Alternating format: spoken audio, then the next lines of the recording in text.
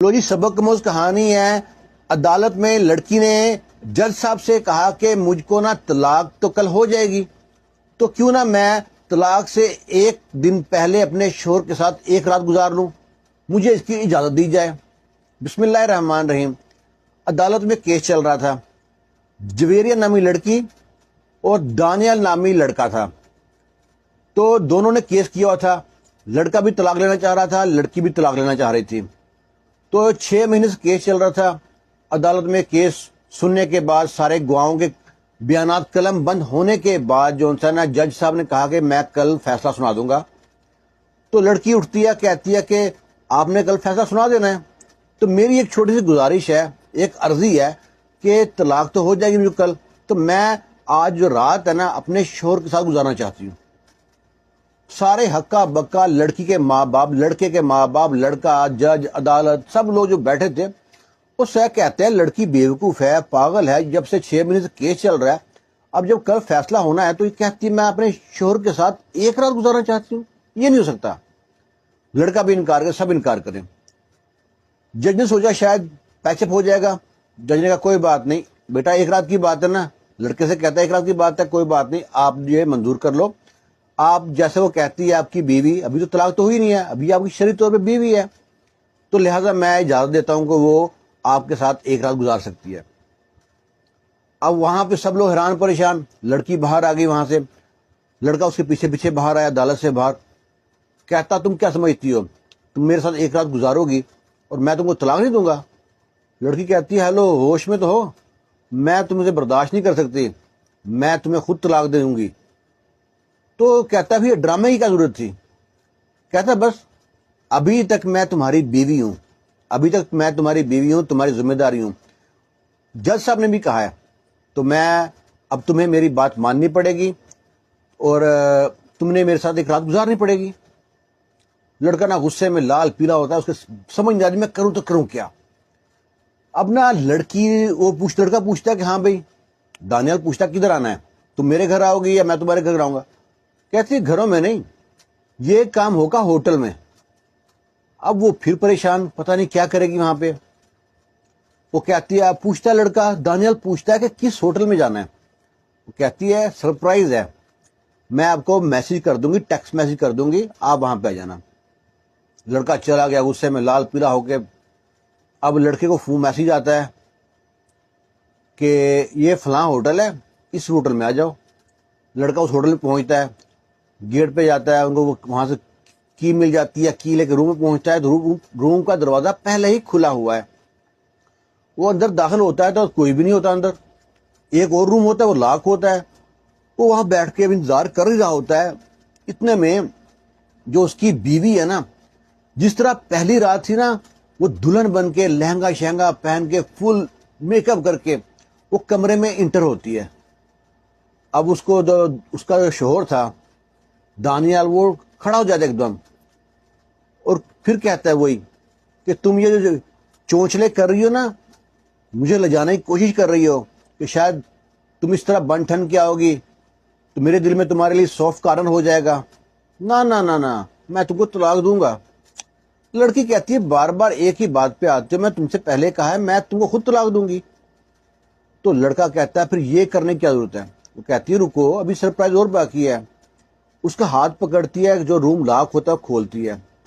اس روم میں پوری مسیاری لگی ہوتی ہے، سیج سجی ہوتی ہے پھولوں کی، راستے میں راہداری میں پورے پتیاں پڑی ہوتی ہیں، ان پہ چل کے جا کے وہ کہتی ہے، دولہے کو بٹھاتی ہے بیڈ پہ، کہتی ہے دیکھو میں چاہتی ہوں یہ جو ہماری جو شادی ہے نا، اس کی نا ہیپی اینڈنگ ہو سوری، اس کی ہیپی اینڈنگ ہو، تو اس لیے میں سج سور کے آئی ہوں، جس طرح پہلی رات میں تمہارے پاس آئی تھی نا، آخری رات بھی تمہارے سے اس طرح جدا ہونا چاہتی ہوں۔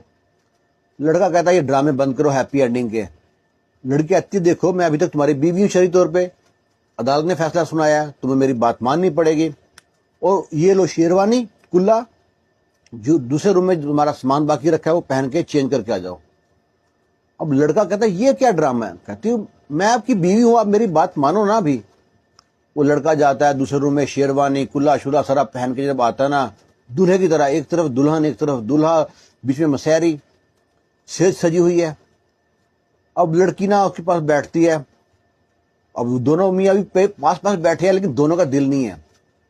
اب نا لڑکی سے کہتی ہے کہ آپ کو یاد ہے آپ نے پہلی رات مجھ کو کیسے میرا ہاتھ اٹھایا تھا، ہاتھ کو کس طرح آپ نے بوسا کیا تھا. وہ کہتا ہے دیکھو مجھ سے چونچلے نہیں ہوں گے، جہاں تک میں آگے آگے بتاؤ کیا کرنا ہے. لڑکی کہتی ہے آپ جب مجھ سے میں آپ کے گھر سے آئی تھی، جو ہمارا جھگڑا ہوا تھا اس ٹائم آپ کی صحت بہت اچھی تھی، آپ جم جاتے تھے، اپنا بہت خیال کرتے تھے، آخر کیا وجہ بن گئی میں جب سے دیکھ رہی ہوں عدالت میں آ رہے ہیں کوئی پریشانی ہے. وہ کہتا ہے سب سے بڑی پریشانی تو ہے. کہتا ہے ٹھیک ہے مجھ کو سائڈ پہ رکھے، مجھے لگتا ہے کوئی مسئلہ ہے آپ کے ساتھ. آپ تو بڑے شرٹ وغیرہ ان رکھتے تھے، شیو ہوتی تھی آپ کی، بڑے باؤ شاؤ بن کے پھر نکلتے تھے گھر سے سج سمر کے. اب لڑکی نے نا اس کو نا دوسری طرف ڈائیورٹ کر دیا، اس کے دل کی بات جاننا چاہ رہی تھی. اب وہ لڑکا کہتا ہے کہ تمہارے جانے کے بعد میں پریشان تو رہتا تھا، آفس میں کام کرتے وقت نا ایک دم چکر آیا تو میں بے ہوش ہو گیا. جو آفس میں میرے کلیگ وغیرہ تھے مجھ کو لے کے گئے ہاسپٹل میں جب لے کے گئے نا تو ڈاکٹر نے چیک اپ کرنے کے بعد مجھ کو میڈیسن لکھ کے دی اور کچھ ٹیسٹ لکھ کے دیے.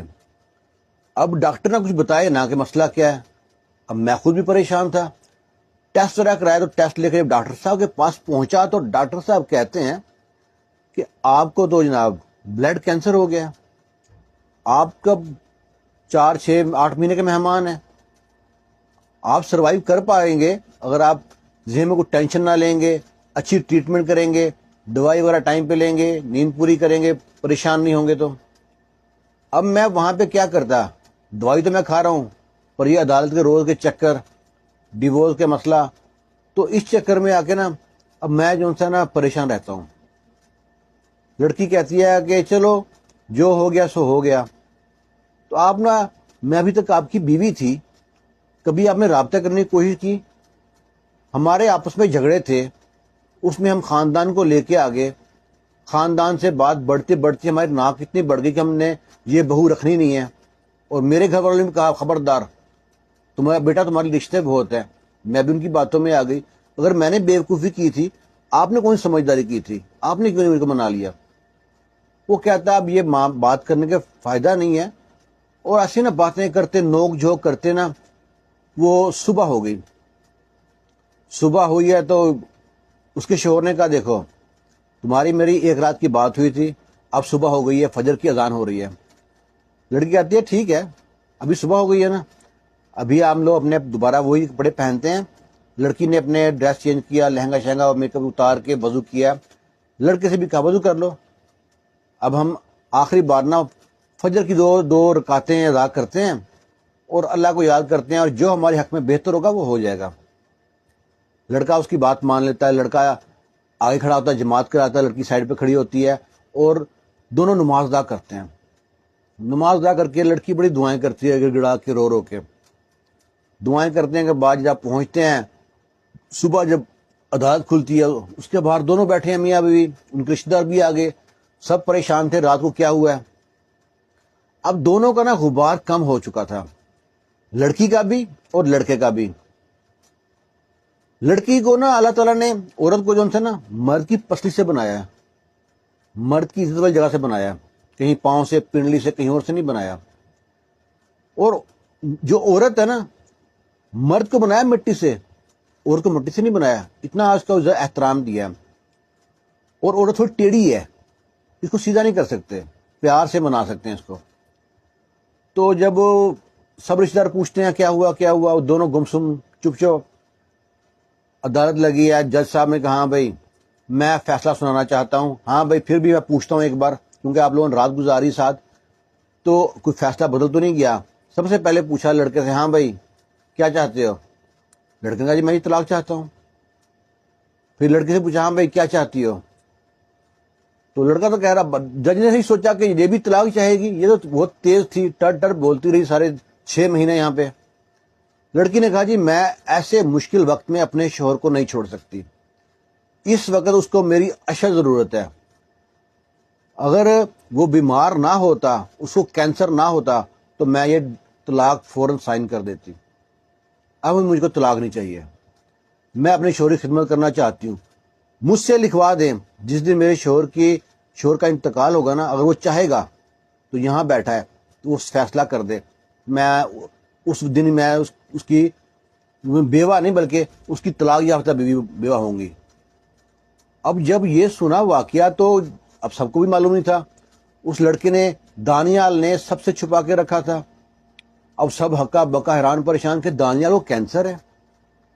اب یہ جو واقعہ سنا ہے، جج بھی پریشان کہ بھئی اتنا بڑا مسئلہ ہو گیا، کسی کو معلوم بھی نہیں ہے۔ کرتے کراتے پھر جج نے کہا ٹھیک ہے۔ اب وہ لڑکا بھی نا تھوڑا سا نا مدھم ہو گیا، اس نے بھی زور نہ دیا جج صاحب کہ مجھ کو طلاق ہی چاہیے۔ وہاں سے ان کی طلاق کینسل ہو گئی اور دونوں میاں بیوی گھر آ گئے۔ اللہ تعالیٰ نے مرد کو طلاق کا حق دیا ہے لیکن عورت کو نہیں دیا۔ یہ کہتے ہیں نا خلا بھی طلاق ہی ہے، وہ مرد نے ہی دینی ہے، بس عورت نے ڈیمانڈ کرنی ہے، اس کا حق اس کو نہیں ہے۔ مرد کو ہمت دیا، طاقت دیا ہے، عورت کو جذبات دیے ہیں۔ اگر عورت کو طلاق کا حق دیا ہوتا ہے نا تو ہفتے میں 10 بار طلاق دے بیٹھی، جس دن غصہ آیا ہانڈی میں کہہ دیا نمک زیادہ پڑا ہے، ٹھیک ہے میں تمہیں طلاق دیتی ہوں۔ مطلب اس کو کسی بات میں طلاق دینی تھی۔ عورت کو پیار سے ہینڈل کر سکتے ہو، کو نا بدماشی سے، مار پیٹ کے۔ جو لوگ کہتے ہیں عورت پاؤں کی جوتی ہے، عورت کو گالی دیتے ہیں، تھوڑی بہت تہمت کو لگا کیا نام کسی پہ بات کرنا اور بات ہے، اس کے ماں باپ کو، اس کے پچھلوں کو، پھر جہیز جو اسلام میں ہے ہی نہیں ہے، جہیز کے نام پہ اس کو تانے دیتے ہیں، تم لے کے کیا آئی تھی، نن ساس وغیرہ۔ یہ اتنا زبردست واقعہ تھا نا، بتانے والے بتاتے ہیں کہ رحیم یار خان کا واقعہ ہے، دانیال اور جویریہ کی شادی جو سی نا اس طرح ٹوٹتے ٹوٹتے اس عورت کی ایک سمجھداری کی وجہ سے بچ گئی ہے۔ عورت ناقص عقل نہیں ہے، اور جو ناقص عقل کا لفظ ادا کیا گیا نا یہ بھی مستقل نہیں ہے۔ اگر جہاں کہا جاتا ہے نا کہ عورت ناقص عقل ہے اس لیے اس کی جو گواہی ہے 2 ہوتی ہیں، وہ اس لیے نہیں ہے۔ اور عورت کو جو ان سے احترام دیا گیا، ماں کے روپ میں، بہن کے روپ میں، بیٹی کے روپ میں، ہر روپ میں، بیوی کے روپ میں۔ بیوی تو میاں بیوی تو ایک دوسرے کا لباس ہیں، لباس میں تو پردہ ہوتا ہی نہیں ہے۔ اب میرا یہ لباس ہے، اس کے جو میرا لباس مجھ کو جانتا ہے وہ میرا جسم مجھ کو جانتا ہے۔ لباس اور جسم دونوں ایک جان ہیں، تو میاں بیوی ایک لباس ہے، تو ان میں تو کوئی چھوٹی بڑی بات ہے ہی نہیں ہے۔ وہ شوہر اپنے ماں سے، اپنی بہن سے، اپنے باپ سے وہ بات شیئر نہیں کر سکتا جو اپنی بیوی سے شیئر کر سکتا ہے۔ تو ان کا جو لڑائی ہے وہ لڑائی ہوتی نہیں ہے۔ ہاں چھوٹی بڑی لڑائی ہوتی ہے، اس کو رشتہ دار خاندان والے بڑے بنا دیتے ہیں۔ کوئی ایک سمجھداری کا کام کرے نا تو لڑائی ہو ہی نہ۔ تو اس کے بارے میں اپنی کیا رائے رکھتے ہیں؟ کہانی سنانے کا، بتانے کا مقصد یہی ہے کہ رشتوں میں دراڑ پیدا کرنے والے تیسرا بندہ ہوتا ہے، کوئی رشتہ دار، خاندان، کسی کو اپنی ناک پیری ہوتی ہے، انائی خاطر لڑکی اور لڑکی طلاق ہو جاتی ہے۔ طلاق کوئی حل نہیں ہے، طلاق شرع میں ہے لیکن اللہ تعالیٰ کو سب سے زیادہ ناپسند ہے۔ یہ وہ جو طلاق کا عمل ہے سب سے زیادہ ناپسند ہے۔ جب طلاق ہوتی ہے نا تو شیطان سب سے زیادہ خوش ہوتا ہے، اپنے چیلوں کو جب بھیجتا ہے نا جاؤ دیکھ کے آؤ آج تم نے کیا کام کیا، جی میں نے نماز پڑھنے سے روک دیا، تم نے کیا کام کیا، میں نے لوگوں میں لڑائی کرا دی، تم نے کیا کام کیا۔ وہ کہتا ہے، اس کا چیلا بتاتا ہے کہ میں نے میاں بیوی میں طلاق کرا دی۔ وہ کہتا ہے گلے لگے تھا کر کے۔ تو ہم کو شیطان کے عمل پہ نہیں چلنا، اپنی رائے ضرور دیجیے گا اور مجھ کو بھی گائیڈ کیجیے گا۔ کوئی اچھی بات ہو تو اس کو کیسے ایکسپلین کرنا ہے، میرے کو بولنے کا انداز ہے یا کہنے کا انداز صحیح ہے نہیں ہے۔ تو خوش رہیں، شاد رہیں، آباد رہیں۔ اللہ حافظ۔